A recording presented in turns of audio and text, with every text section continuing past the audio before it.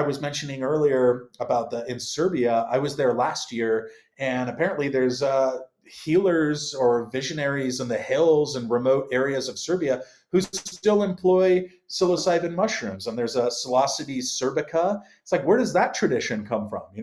So, and then, we can get into it, but the whole idea of like framing this in a very individualized, pathologized way, which is very much what this kind of psychedelic renaissance tries to do, is say like psilocybin and DMT for PTSD and depression. To me, that's just such a modern construct, and it's really pathologizing something a little bit more broad and a lot more broad, honestly.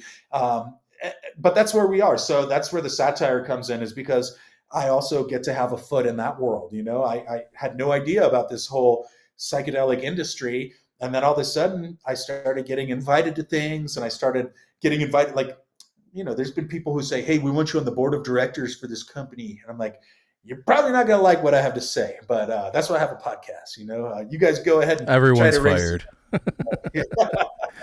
um, I guess my question would be too, to follow up on that, is do you think, since like the U.S. is this big cultural melting pot and we don't really have this like anchored history other than the Native Americans and the indigenous people that live in North America, do you think that it comes off as cheesy because there isn't those roots and it's not taken from a historical standpoint? Like, does that make sense? Like, there's no planted roots of Western society within psychedelia. This is kind of like the closest we've been right now. But there's a cheesiness to it, if that makes sense. And I'm not trying to like disparage anybody, but it's just, do you get what I'm saying?